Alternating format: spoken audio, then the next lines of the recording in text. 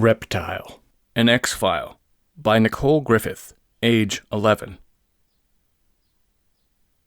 FBI Headquarters, Washington, D.C., Tuesday, July 20th, 2:36 p.m. Scully took a sip of her coffee and finished the last part of her cheese and herb bagel when Mulder walked into her office. He had a smile on his face and a file in his hand. It's showtime, Mulder said, smiling. Scully immediately followed, wondering what eerie case Mulder would lead her into. They walked into Mulder's office. Mulder, don't you ever clean up this mess? Scully said doubtfully. Old newspapers lined the walls. The labels on his floppy diskettes were curling, and his desk was the worst of all. Scully thought he might be growing some kind of new life form under there. She didn't know how he could work there. Don't have time, Mulder said briefly. Mulder handed Scully the folder that was carefully placed under his arm. Scully took the folder and opened it. Inside the folder was a picture of a young man. The next picture was of a forest clearing. Mulder turned on the overhead and placed on it the picture of the young man that Scully saw in the folder. The photo showed the man's lower back. He had rather large puncture wounds, and they were red and swollen. Scully, can you tell me what kind of bite we have here? Mulder asked. To me, they look like... Scully trailed off for a moment. They look like teeth marks. Scully said, surprised and puzzled. Teeth marks? You mean from a human? Mulder said, just as surprised and puzzled. Yes, Scully said. Mulder took off the picture and put a fresh one on. This picture is of the substance that they found on the body, Mulder said. Scully studied the green substance. It looked like saliva, yet it looked thick. Can you book a flight to Tampa Bay, Florida? Mulder asked Scully. sure. Scully replied. Mulder turned off the overhead, grabbed his coat, and turned to Scully. You coming? Mulder asked. Yeah, and if I'm going to come in this office again, please clean it up. Scully protested. Yes, Mom. Washington, D.C. Airport, Wednesday, July 28th, 6:20 p.m. Mulder sat in the dumpy old diner and stared at his food. It didn't look good, but he was so hungry he could eat anything. He picked it up, looked at it for a long time, then took a bite. This tastes like... And well, the next word he said was not suitable for ears. This food ain't exactly fit for the gods, The thin waitress said as she gave him the check. Mulder smiled and paid the check. He walked out of the diner to see that his partner, Scully, was sitting on a small bench, working on her laptop. Mulder noticed the plane ticket in her left pocket. Mulder sat down beside her. She looked up from her work. Did you like the food? Scully said as she put her hand to her stomach. Not really. Mulder said, frowning. We better hurry or we'll miss our flight. Said Scully, closing her laptop. Mulder and Scully handed in their tickets, and when they went through the metal detector, the alarm went off. Everyone that was nearby stared at them. My Scully, that's a lovely shade of red you're wearing, Mulder said sarcastically. Scully gave Mulder a wry smile. Mulder and Scully took out their holsters and flashed their badges. The police officer gave them a nod and let them through. Clearwater Motel, Thursday, July 29th, 4:30 a.m. The telephone shrieked. Mulder looked at the clock. It read 4:30. Mulder picked up the phone. God damn it, Scully, why the hell are you calling me at 4:30 in the morning? Mulder said sternly. Scully sat up in the bed and pulled the receiver from her ear and stared at it in shock. Well, you don't have to lay it on so hard. Scully argued. Mulder rubbed the sleep from his eyes. Sorry, He said, giving a short laugh. I didn't mean to. Did you do that to Alex whenever he called at Scully paused to look at her clock. 4:31 in the morning? Scully asked. Yeah, a couple of times. Mulder answered. Sorry for calling so early, but I was called by a police officer and was told that we had to investigate a death. Scully said, sighing. Right now? Mulder shrieked. That was my reaction, too. Scully answered. I'll meet you out in the hall in 5 minutes. Mulder said and hung up the phone. Mulder gave his head a quick shake and pulled on some clothes. He didn't care what the hell they looked like. He went to the bathroom and brushed his teeth, combed his hair, grabbed his keys, and stepped into the hall. He saw that Scully had made no effort to look nice either. Scully covered her mouth to hide a small smile, but somehow it escaped. He looks like he came out of a dumpster, Scully thought. Mulder, as if he was reading her mind, said, You ain't so pretty yourself. and left. Scully, keeping the same smile, ran after Mulder. Clearwater Forest, Thursday, July 29th, 4:59 a.m.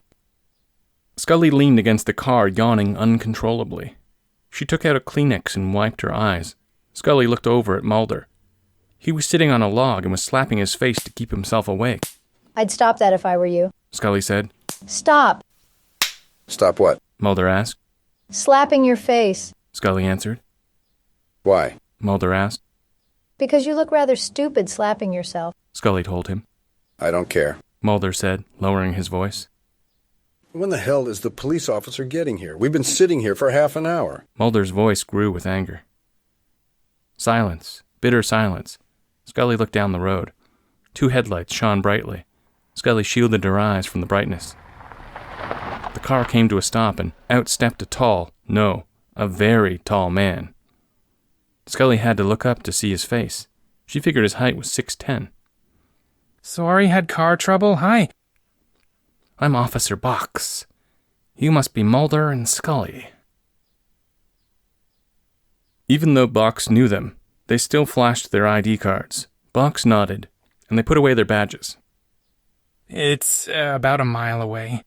A nice little walk, though, Box said in a joyful tone of voice. Box looked over at Scully. She rolled her eyes. A mile? Scully asked. What, too early for you? Box asked. Yes, a little too early. Mulder mocked. Well, you know what they say. The early bird catches the worm, Box said cheerfully. Yeah, whatever. Mulder tailed off. Mulder stood up from the cold stump and walked to the edge of the forest clearing, paused, then stepped into the clearing. You coming? Mulder snapped. Yeah, Box replied. What's his problem? Box asked Scully. He's not a morning person. At their height, going through the forest was not that easy for Mulder and Box. But Scully, being short, found it pretty easy. All she had to do was walk, but Mulder and Box had some trouble with branches. Oh, good. A sign of life. Scully said, out of breath. I thought you said this was a 1-mile hike. Okay, I was wrong, Box said as he stepped onto the dirt road. Just exactly where did this boy die? Mulder said. Scully noticed that Mulder still had a bounce in his step. She decided as soon as they got back to Washington, she would change her 5-mile jog into a 10-mile jog. Her 4-mile jog was just no match for Mulder's 10-mile jog. Mulder looked over at the other side of the 4-lane dirt road. He saw the sun was coming up over the horizon. It was beautiful, he had to agree. With one quick motion, Box turned and pointed to the other side of the road. Scully, Box, and Mulder crossed the road and walked through a field until they saw a fast-flowing creek. Over the creek was a bridge. Mulder walked over to the bridge and sat under it for shade. Scully joined him. Even though it was dawn, he was hot. Scully closed her eyes and felt a drop of sweat break from her hairline. Scully opened her eyes and stared at the open field. There was no sign of life for miles. Scully stared at Box. Boy, you must be in great shape. You haven't even broken a sweat. Scully said, amazed. Yeah, I guess I am, Box said as he ran his finger along his collar. Scully noticed a black blotch on his neck. It looked shiny and smooth. Oh, look. Yellow tape. We must be here. Mulder said sarcastically. Oh, hey, look at that. You're right, we are here, Box said with great stupidity. Box started walking in the direction of the yellow tape, the place of the tragedy. Mulder leaned close to Scully and whispered into her ear. What a nutbag. Scully tried to hide the small smile, but Box noticed it. What's so funny? Box asked Scully. Nothing. Scully said, shaking her head. Box lifted up the yellow tape for Scully. Ladies first, Box said curtly. Scully gave him a polite smile, then ducked under the tape. Scully looked into his eyes. They looked blurry and foggy. Scully thought it might just be allergies, so she ignored it. Scully looked around. All she saw was a chalk outline of the victim. Mulder stepped over the tape. He looked around for 10 minutes, then said, Why did you take us out here? Mulder asked with a groan. He looked at Box and pointed to the chalk outline. I know there's not much to see, but I wanted to show you this substance, Box said, heading toward the green-looking goo. Scully kneeled down and touched it. It was surprisingly sticky and warm. Mulder, doesn't this look like the same substance we saw in Washington? Scully asked. She looked at Mulder. He nodded back. Scully walked over to Box's evidence briefcase. May I? Scully asked as she kneeled down to open the brown case. Be my guest, Box told her. Scully proceeded to open the case, took out a pair of latex gloves and an evidence jar. She picked up some goo and put it in the jar. Scully handed the jar to Mulder and pulled off the latex gloves. Want me to send this off to the research lab? Box asked. Sure. Scully answered. Then, all three of them turned and left for the 4-mile hike back. Clearwater Forest, Friday, July 30th, 1:12 p.m. Give it back. The girl screamed. Why should I? Sneered the boy. The two kids had been bickering for 10 minutes straight, fighting over God knows what. You leave me no choice, Tommy. Give me the book or I'll start kicking air. If any of your body should fill that air, it's your own damn fault. Alice screamed. Tommy grinned his stupid grin and wiped the perspiration off his forehead with the cover of her book. Alice made a disgusted look. Oh, gross. You do realize I have to sterilize that after. I know. The snake saw the children and realized that it was very hungry. It crept closer. If you want it, you'll have to come get it. Tommy hollered. Oh, I will. Alice snarled. Tommy saw Alice's face and bolted off into the forest. Alice immediately followed Tommy, jumping over the rocks and dodging dangling twigs from all the tall trees above. The snake saw the children come closer. It dislocated its jaw once. A second time. A third time. It was ready to attack. Tommy looked behind him and saw Alice was not far from him. She was shouting something at him, but he could not hear what she was saying because he was laughing too hard. Suddenly, Alice felt a burst of energy. She grabbed Tommy and pulled the book from him. There, I got it. Alice said out of breath. No, you don't. Tommy yelled and grabbed the book and started to run. The chase was on, Alice thought. She started to run, but she tripped over a jutting root and fell to the ground, hard. Tommy, stop. Help. Tommy stopped when he heard Alice's shrill cries. What's wrong? Tommy said as he ran over to her. It hurts. She wailed. I think it's broken. Can you move it? Tommy said in a shaky voice. No. I'll get help. Tommy said as he turned to run. No, don't. The snake shifted its scaly body down the tree. Tommy stared at the tree as Alice was crying away. He wondered what he could do for his friend. Then something caught his eye. It moved down the tree. Tommy knew what it was. A snake. Alice, we have company. Tommy said as he stepped back. Tommy bolted off, totally forgetting about Alice. Tommy, wait. Help. Alice cried with a shrill voice. But Tommy was already gone. Alice tried to limp out of the forest, but it was no use trying. She was in too much pain. The snake slid faster up to Alice. She screamed in sheer horror. The snake slid up her arm, to her neck. It flicked its tongue. It tasted fear.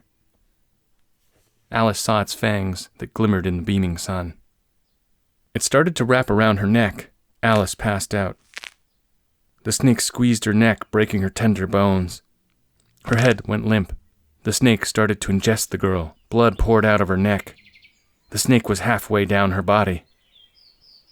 As the snake finished Alice, trees blew above. Birds chirped.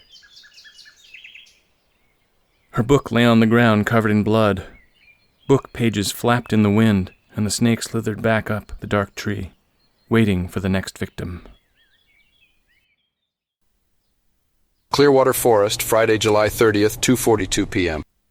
Scully stepped out of the car, shielding her eyes from the piercing sun. Mulder slammed the car door and winced from the heat. Then, out of the blue, a young boy came running out of the forest clearing and threw his arms around Scully. Mulder smiled and opened his mouth to say something, but Scully gave him a look to shut him up. The boy sobbed, tears pouring into Scully's shirt. Please don't take me to jail. I'm afraid of snakes, so I ran. I didn't mean to. I swear. Tommy wailed. It's okay. Scully said with a reassuring voice. She placed her hand on his back. Hey there. Mulder said, putting his hands on the boy's shoulders to calm him down. What's your name? Tommy Box. Scully pulled a box of tissues from the car. Are you Officer Bach's son? Scully asked, looking into his red eyes. The boy nodded and took a tissue. He sat down on the ground. Why did I leave her? Why did I run like a coward? Why couldn't I just give her the book? Too many questions spun around in his head. Is your friend named Alice? Mulder asked. Yes. How did you know? You were mumbling the name Alice. How did you know she was my friend? Just an estimated guess. Your dad called us. Scully said. Where's your dad? Mulder asked. He's in the forest with some other policemen. Tommy's voice trailed off. Tommy, could you tell us what happened? Scully asked. Yes. Alice and I decided to go to the forest today. She had brought her diary. Oh, don't ask me why. I grabbed it from her to read what she had written. She begged me to give it back, but I didn't listen. She chased me through the forest trying to get it back. Then she tripped over a root and broke her ankle. I think I was trying to help her, but I saw a snake. A big snake. Probably about 6 feet. But anyway, I became frightened and ran. I'm afraid of snakes. Then I heard Alice's shrill cries. I wanted to turn back so bad. The boy turned his head and winced. I don't want to think what happened next. He closed his eyes. A tear rolled down his cheek. She was like my sister, and now she's gone. Mulder felt his pain. I lost someone too when I was your age. Mulder said, his voice filled with pain. Scully sympathized for the both of them.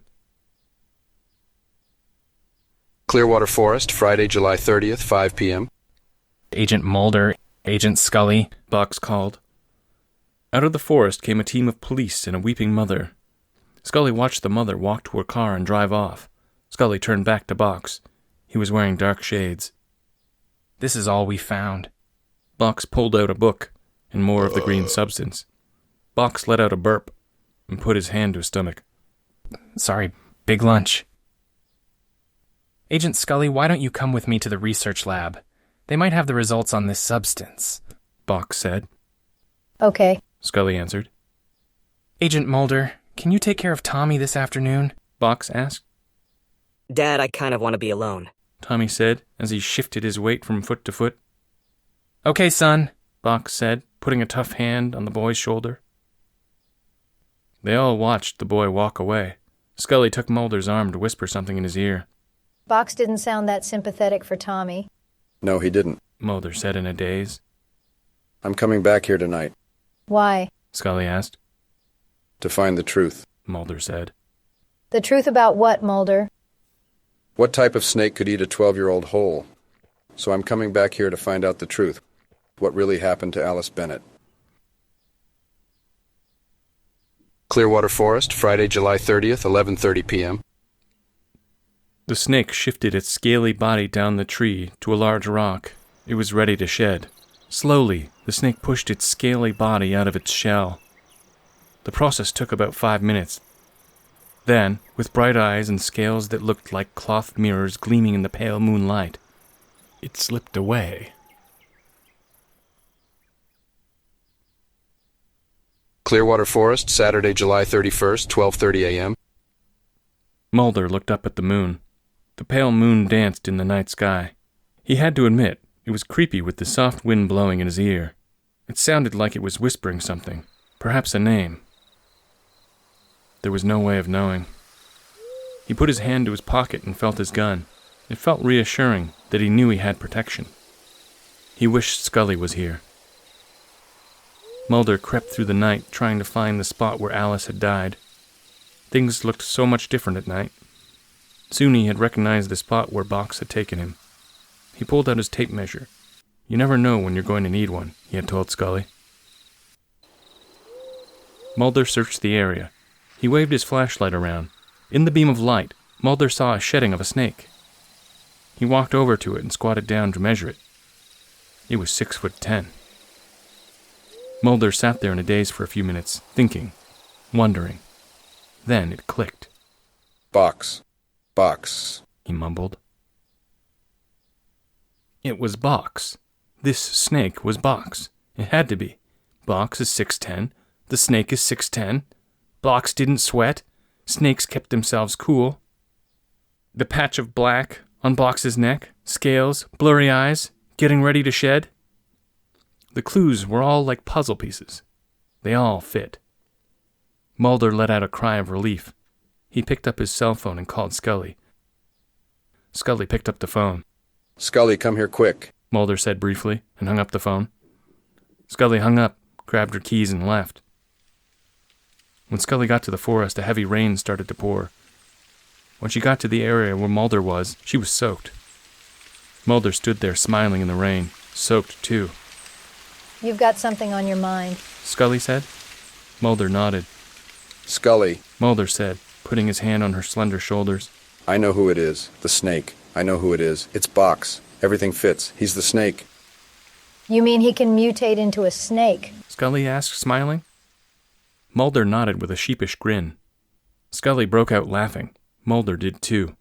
The two of them were practically howling at the moon. I know it's Box, but I have to prove it. We have to find out somehow. Mulder told Scully. We'll have to question him. Scully said. Okay. Clearwater Police Station, Saturday, July 31st, 12:30 p.m.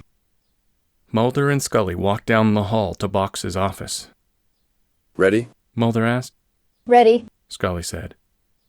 Mulder knocked on the door. Come in, Box shouted. Mulder and Scully walked into the room. Box was sitting back in his chair, eating a blueberry donut. Hello, what brings you here? Box asked. We would like to ask you a few questions. Scully said. Well, I don't see why you need to, but go ahead, shoot. Stand against the wall. Scully said. Why?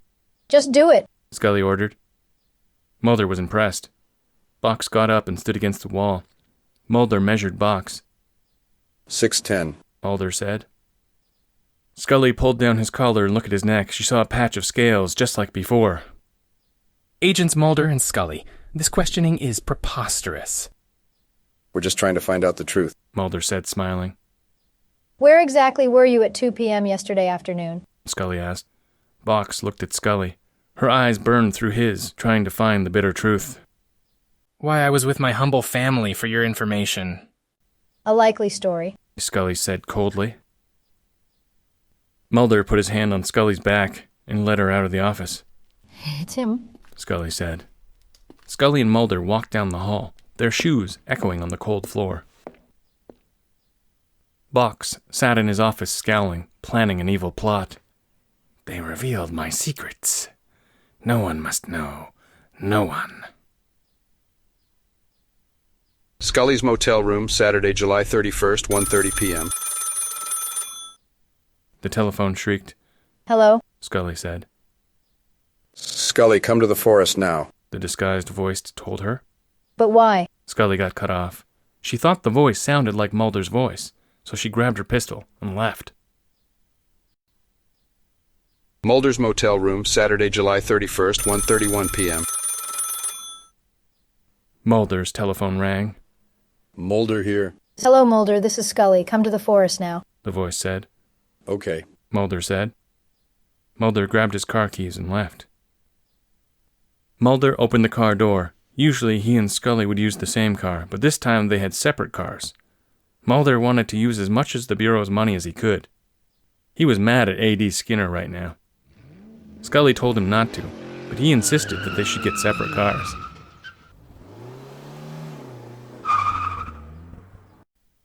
Clearwater Forest, Saturday, July 31st, 1:53 p.m. Mulder slammed the car door. He looked at the forest.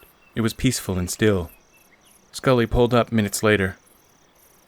Why did you call me? Scully said, getting out of the car. Why did you call me? Mulder replied. I didn't. Scully said. Something as strange is going on. Mulder said as he glanced around. Then, suddenly, out of the darkness of the woods, something grabbed Scully from behind. Mulder. Scully cried. Mulder turned around, recognized Box, and grabbed his gun. Box, let her go. Mulder yelled. Box put his pistol to Scully's head. Mulder saw the frightened expression on his partner's face. He felt bad for her. I should shoot you where you stand. Mulder yelled, pointing his gun at Box. Go ahead. You shoot me. I shoot your partner. Box said with an evil grin. Then, Box quickly ran off with Scully. Mulder shook his head. Box had moved so fast it was like a blur. Mulder heard Scully's shrill cries as he ran after to find his partner. He decided to go to the spot where Alice died. Sure enough, Scully was there, unconscious though. Mulder could already see a massive bruise coming on.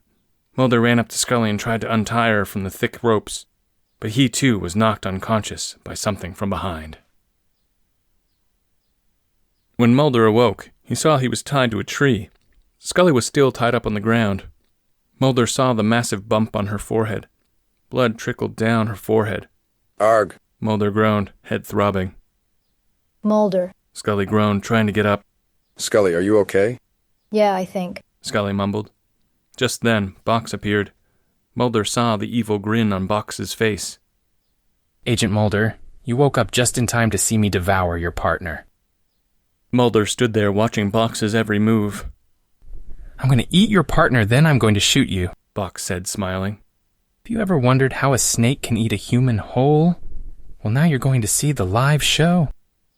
Then, Box mutated into a snake, a hideous-looking creature.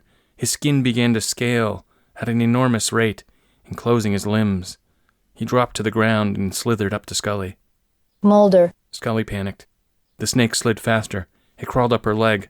Scully tried to kick it off, but she was too weak to. The snake slithered up her body and wrapped herself around her arms.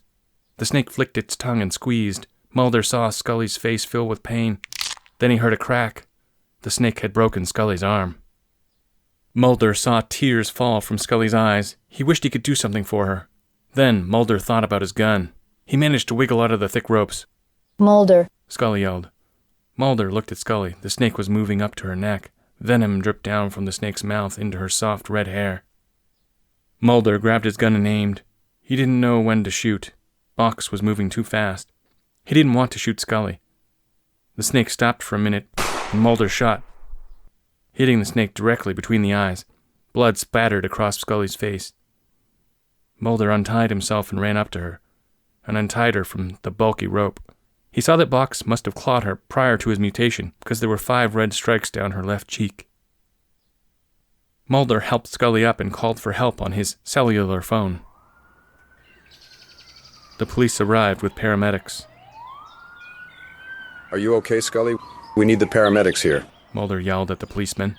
Yeah, I'm fine. Scully said, putting her hand on her broken arm. Mulder looked at Scully. She was a quivering mess. Mulder brushed some of her hair behind her ear. Scully began to tremble.